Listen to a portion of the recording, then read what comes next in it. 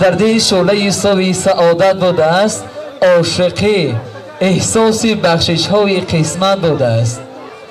در جوانی عشق با دو دولت و دنیا نبود. در جوانی عشق با دو دولت و دنیا نبود. آن همه بی دولتی ها خوب دولت بوده است. بس که از پای روان ماندیم حسرت میکنیم. بس که از پای روان ماندیم حسرت میکنیم. از پای خوبان دویدن هم غنیمت بوده است. در فلک جستن ستاره صنعت است و در زمین خویشتن را گم نکردن نیز صنعت بوده است. آدمی بعد از زوال عمر میفهمد که عمر یک نظر بر آسمان با چشم حیرت بوده است. بهترین گنجی که آدم یافت گر سیم و زر است.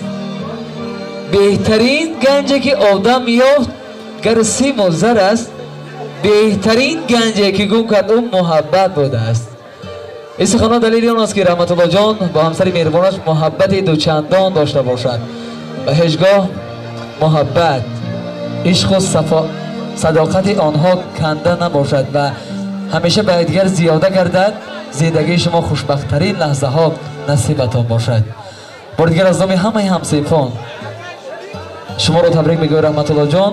از نام همه دوستان و رفیقان نزدیکان و پیوندان شما رو تبریک میگیم.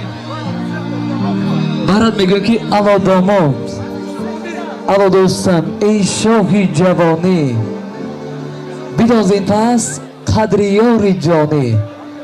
ترا قسمت بشد امروز مددگار شدی هم خانه نیکوترین یار.